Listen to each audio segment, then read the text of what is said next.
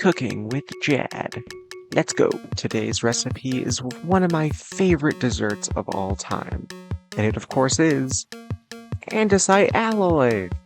And at this point you might be throwing your remote directly at your TV screen, saying, wait a second, you can't eat andesite alloy. But then I gotta ask you, do you have the cooking show? According to the recipe book, we need 1 cup of flint, 1 cup of gravel, 100 millibuckets of hot molten lava, and 1 ton of crushing force. You might be wondering, but where are we going to get all those resources? Well, we can get 2 of them right in here. Gravel and flint. That's like what this entire engine makes. And trust me, the lava is not the problem, because we have just so much. We're never gonna run out. So let the cooking commence. So hello everybody, and welcome back to another episode of Modded Adventures. Let me tell you a story. It was a day like any other. I was digging down to find a cave, and then... Oh, what's this? And then I realized, wait a second, this hole is pretty much the exact size that I need in order to make an infinitely drainable lava source. How convenient. A hole that's those very specific measurements. Naturally generating. Well, not exactly naturally generating. I actually had to dig it all out, but not by hand. This is what I dug by hand. And it turns out this is not in the correct place, so I'm in need of a lot of lava. However, getting an infinite source of it requires 10,000 lava blocks, which is a lot. And so I was going to dig this all out, and I was going to have to dig out 2 of them, um, because the first way I thought of getting all the lava was really stupid and would take forever. So while I was digging this, I thought up a new way to do it, and that way didn't need this hole. But the real hole was right next to our iron farm, just down here.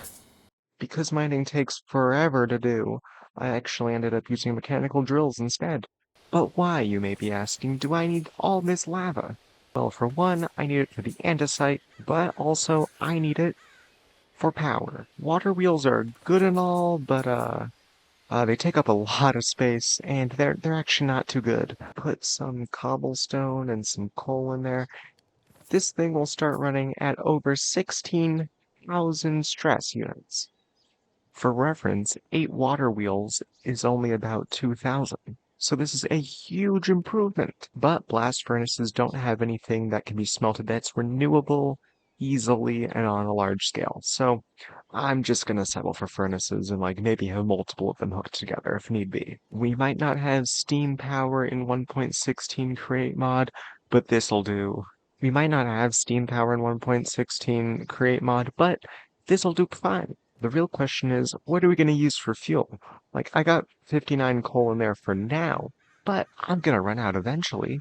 And that's where the infinite lava comes into play. And that's where the infinite lava comes into play. Basically, we'll have a few buckets circling around, getting filled with lava, getting put in there.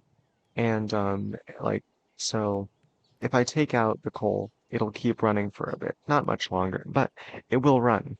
So basically, I'm only gonna smelt 1 item to use up a lava bucket, then the bucket's gonna be recycled, but as long as there's like the flames in this bit, this still runs, so I can just like put a bunch of cobblestone in a barrel and let it go for a little bit. But the real question is, how are we actually gonna get all that lava?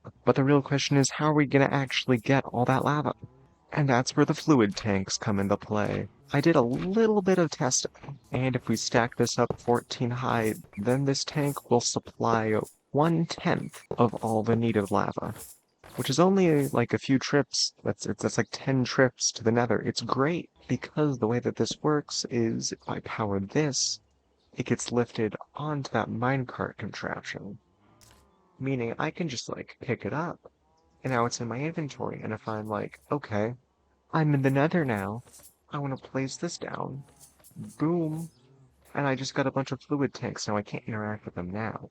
But if I flick this lever, then they become actual fluid tanks, and can actually, like, receive fluids. But I won't just be putting in the buckets manually, because then it's not infinite. from the nether. So instead I'll be using a hose pulley. This thing goes down into the lava and then just like steals from the infinite lava. And as we all know, infinity minus one is still infinity, so it's fantastic. My one big concern is that I have to build all the setup to actually take the lava in the nether, and I don't want to do that because that seems really dangerous. Hey, everything is all set up. Oh, there's hoglins. Uh-oh. I heard something. Oh no, they're there. Okay. I got jumped by a wither skeleton earlier, and it scared me so much. I was not expecting it because it was like all the way over there. I don't know if a stack of cobble's gonna be enough. Let's just see. And hopefully this starts filling up. Oh, well, first of all, that broke. Okay, so it doesn't want to go that fast, which is unfortunate because I really want it to go that fast. And in my testing, it could go that fast, but I guess it can only go that fast. Okay, is it gonna work, or did I get the direction wrong? Oh, it worked. Amazing. And it's filling up pretty fast, which is, really cool. We almost got one full level. We'll have this thing filled up in no time. Ooh, and it is working. I hope I don't fall down there because my items will certainly be lost. Even if there's a grave, it's gonna be such a pain to dig it out. Yeah, basically, we have the exact same setup here in the overworld as we did in the Nether, and it's working great. And now the hole is completely filled with an infinite source of lava. So remember back to a few clips ago where I was like, oh, this won't take long at all. Well, it took 2 weeks, not because of the lava or anything. That was the easiest part. The difficult thing was trying to get this world to work in Modern and this whole mod pack to work in Modern, which it does not, which is a bit unfortunate because I was kind of wanting to migrate from CurseForge to Modern, but we move on, and I'll keep trying. But until then, I do need to get this video out eventually. So we're still using CurseForge for the time being, and now it's time to actually build the building. And I can't really do in between updates because I really got to get this done. I only have like 2 days to make this, and half of that time I can't even use. So yeah, I'm on a bit of a tight schedule. But here we go. Alrighty, the building is complete. After like a week or so, this took me forever. I had to delay the video like an entire week, but it was all worth it because here is the building. It's it's interesting to say the least. I literally had no plan going into it, and I kind of didn't have a plan until I just decided I'm gonna start making random shapes and hope it looks good. I'm not sure which angle is my favorite, but they're all pretty good. Okay, let's take a peek on what's happening inside. And currently, not much. But if we turn it on, the thing actually starts working, and we got a huge lag spike, so I'm going to turn that off. Okay, now to explain all of it, because this took a little while of thinking to do. So we're using some stone generators there on the left to create cobblestone, which then we mill down into gravel. And then here on the right, we use the same cobble generation thing, mine those get turned into gravel. Then it goes down into another mill, and that gets turned into flint. They all combine with some lava that comes from the, like the giant reservoir down below with the infinite lava source. And then they get all compressed together with this mechanical press, and then boom, andesite comes out.